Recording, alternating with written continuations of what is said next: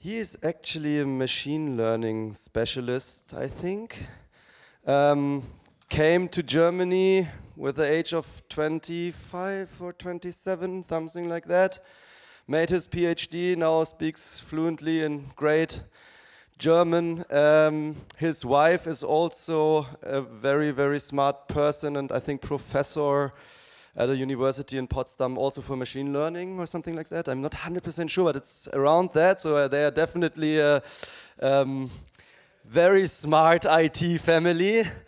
And I guess his kids will follow. And I was extremely happy when I asked him a couple of years ago to be kind of the community core protocol coordinator, moderator, because without his help, somebody else would have need to do it.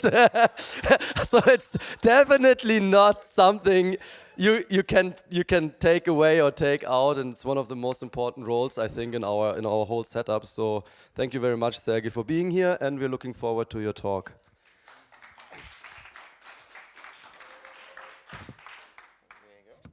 So, good morning, everyone. Can you hear me?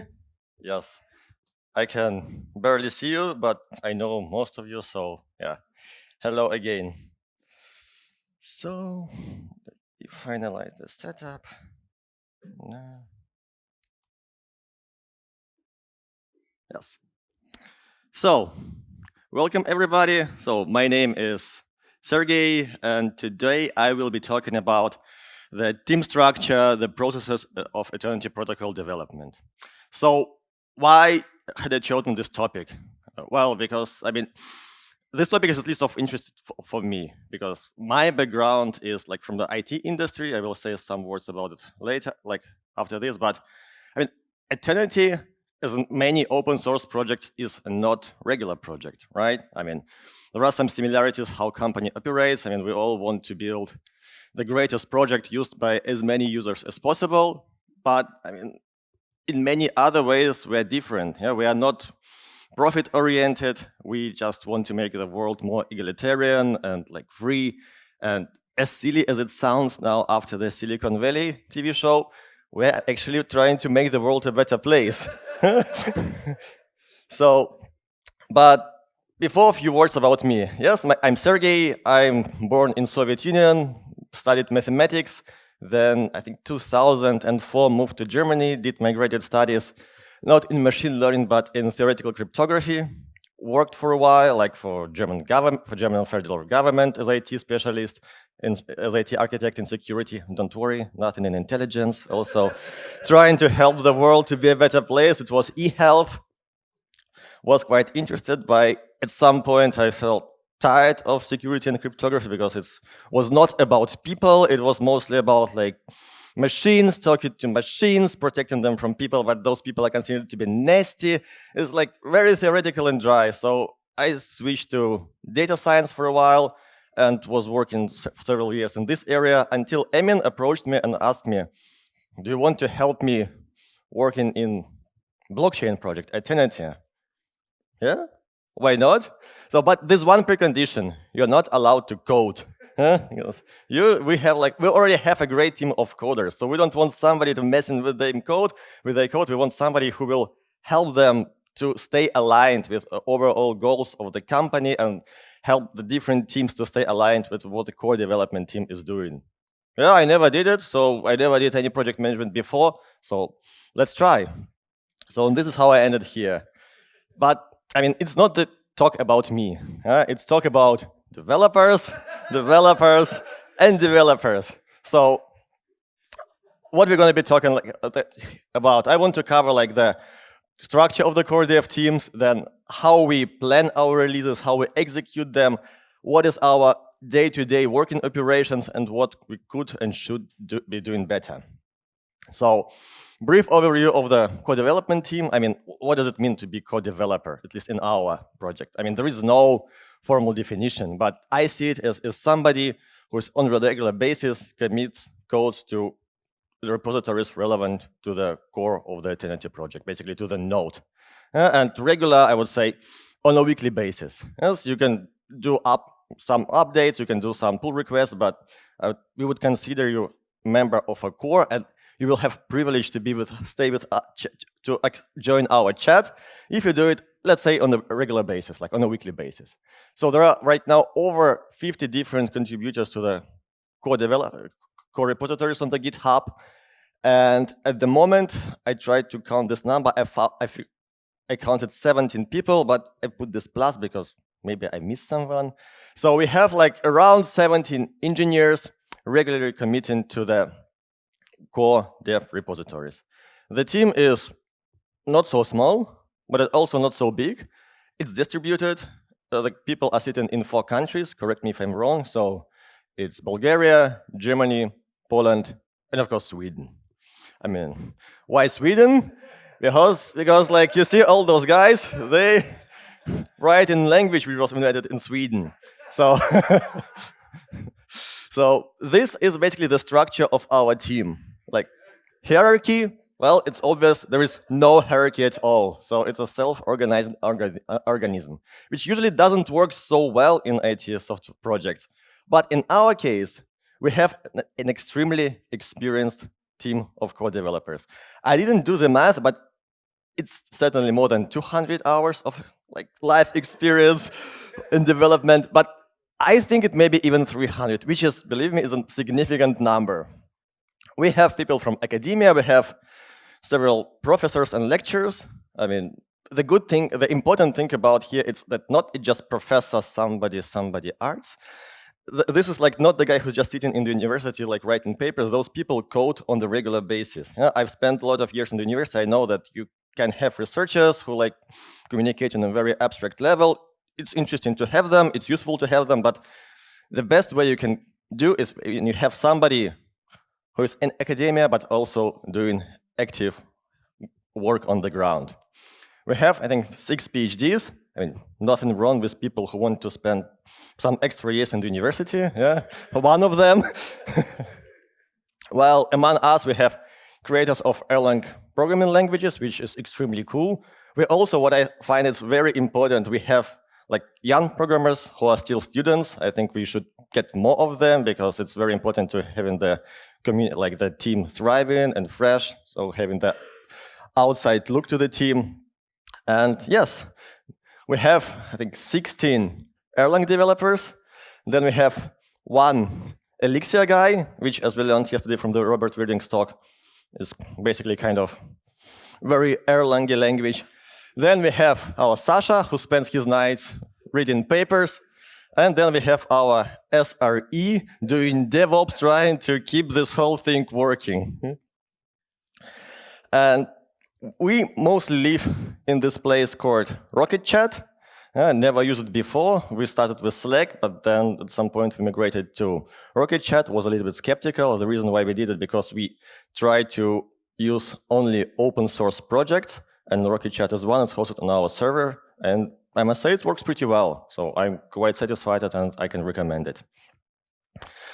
We use Pivotal Tracker as a ticket management tool. I wouldn't say project management because then it will sound too formal, but we just put the kind of user stories, bugs that we want to work on, prioritize them, and then developers take them and work on them. It helps to have like a structure and some sort of overview where we are and what needs to be done.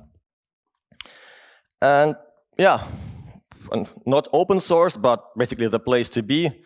All our code repositories live on GitHub because open source project, I mean, you have to be there. So aeternity/aeternity, this is a repository where the reference implementation of the node is living. This is where the most of the commits of core development groups is happening. Then we have like another second by the importance repository is protocol. This is mostly text. This is where the specification of the aeternity core protocol is written, but also we have many more which all wrapped around the core, so which basically like the compiler, then Stratum, a lot of DevOps stuff, so almost as many as people, I think maybe even more. So how our work is organized? I mean, we basically have like 2 release cycle, one major and one smaller. So the major one is basically the one which ends in a hard fork. I mean, we are all here on development track, so we probably all know what hard fork is. So it starts with a physical meeting. We meet somewhere, like we actually did it a few days ago here in Prague, so we do it on a regular basis, maybe every like 2 to 4 months. And this is where we like discuss what we want to do. And in the end, after processing, we basically have some loose list of features which we want to implement. It's dynamic, it's not fixed after this meetup, so it keeps like being extended, some things getting removed, but basically we have some scope for the work. And then the guys grabbing the fancy keyboard and start coding, and then the release is coming. And then they start coding again, and then again and again and again. Keyword here is agile. And I think it's quite an achievement. We're building a very complex project, and we are able to do bi-weekly releases, which, I mean, from my previous line of work in the project of a similar complexity, with like very strong security requirements, it always was a waterfall, because the risks are simply too high, and people were afraid to every 2-week release new software without like testing it for 3 months and doing acceptance tests, and then somebody sign it up to make sure that the responsibility is distributed across everyone and nobody is held accountable if something goes wrong. So, and then at some point when this list of features is more or less final and green, we do our hard fork. And hard fork for us is basically another release, but we have to do a little bit more preparations. We have to do more testing, because the changes that this release is bringing are very significant. We have to update the miners on the fact that the hard fork is coming. We have to make sure that they pick it up as soon as possible, so the chain doesn't diverge in different forks. But basically, this is how it works, and then it repeats it over and over again. So, a few words about the actual planning. So, these are our 3 sources of truth. So, the first one, it was white paper, which basically has started the eternity. Then the input of the whole team, I'm not saying the core dev team, but of the whole eternity team. And then there's like another emergent source is feedback of the users, which is forum. And then at the meetup, we gather this feedback. We like go through the features that we think we want to do that might be done in the next hard fork, which might be done in the following hard forks. And as a result, we get some artifact, which basically describe the results of our discussion. And then this backlog is born, which is then in an iterative fashion is being processed by the team. So the actual releases are executed like it's very similar to a standard development agile process. I mean, we are not Scrum, so we are not very like rigid about, okay, this is the release, these are the features, nothing goes in. If you want to do something else, we just kill our iteration and just start all over again. It's, I think, more like Kanban-like, but in the end, we have list of tasks, we have like a deadline, we have a release, what we want to achieve, and we have developers, which mostly self-organize around those tickets and just pick things that they think are important now, but according to the priority that we have agreed before. And they work. So they work, the tickets get in yellow, that means that they've been worked on, and hopefully by the end of the release, everything is green. Usually, not everything that we've planned is exactly the result of the release. Sometimes it's less, sometimes it's more. We are not very strict about this. But once we did it, usually on Thursdays, our SRE person prepares the release, deploys it on the testnet, deploys it on the live net. It's picked up by the miners, often faster than we do it, because they just automatically download the Docker images and deploy them. And then your release is born. So this is like our process on the bi-weekly basis. So we had it like monthly with hard forks planning and execution, bi-weekly, the release cycle. And basically day-to-day operations is we start every day at 10 with a meetup in a video chat with coffee probably, at least this is my case. And like every day, I think this is quite an achievement. Every day, everybody gathers and we just talk about what we want to achieve today. Then basically picking up the ticket, producing the pull request. Pull request is reviewed. At least 2 reviews are required to merge it into the master branch. And basically this is it. At the end of the day, it looks like this. Not really, but this is where we want to go. And basically, next day, another iteration, release, and so forth. We plan to do, we tried to do like sprint retrospects, like a few times.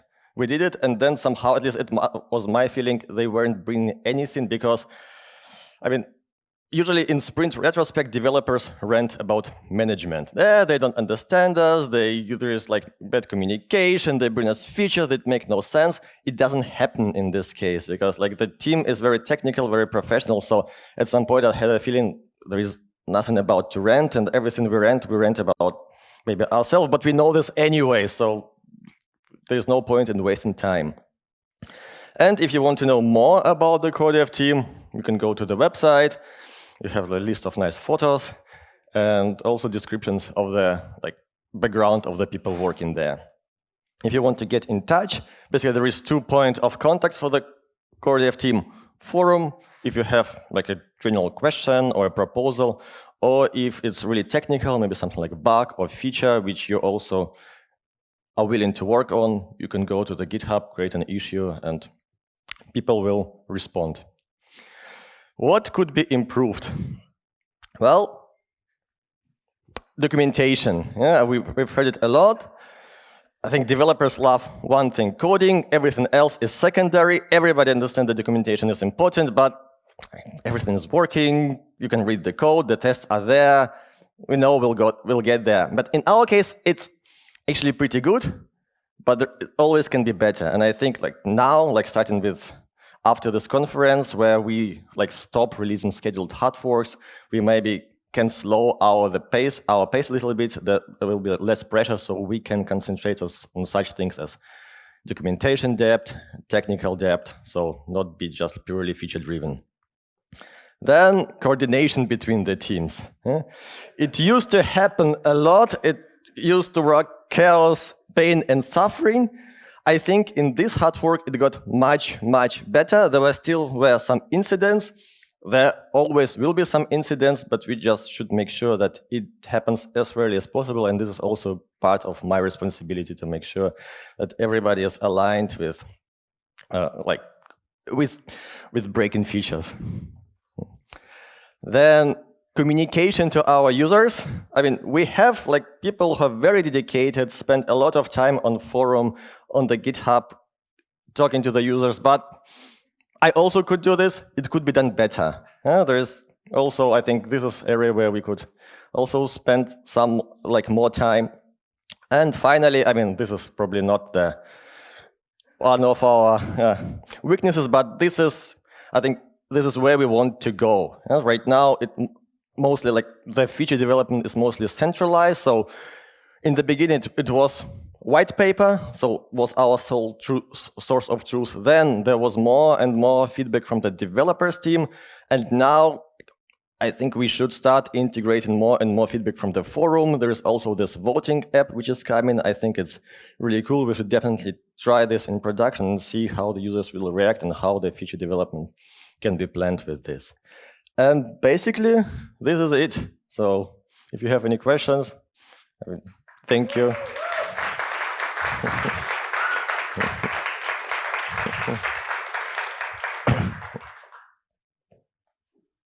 You don't know what to do, right?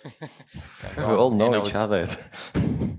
I just wanted to add, because yesterday I had a discussion with some people that we always call it hard fork, but actually it's an upgrade, at least in our case. I would say it's for me that what's happening in the Eternity ecosystem and with the protocol are mainly upgrades, and hopefully no forks for now, as we can keep together the people who are working on this.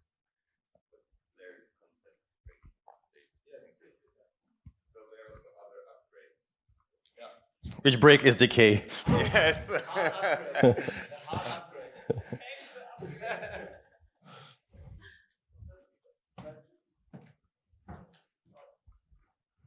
There's also this weekly call on Fridays, which includes not only the core team, but some additional teams. Do you have any feedback from the community, how that's being kind of perceived? Or is just nobody watching it? I think like this is also where I could do better, because right now we all gather there, we just push it somewhere, and then something happens.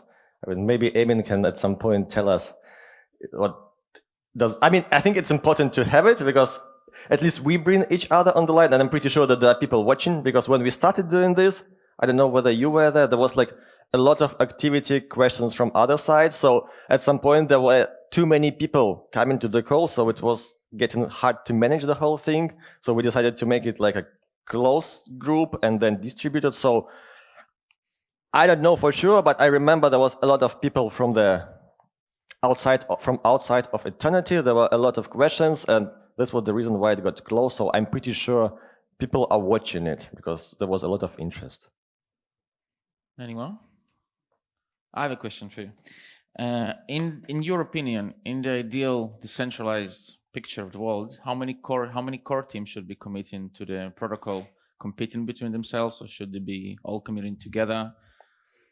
And ideally, or should there be only one ever, or should there be?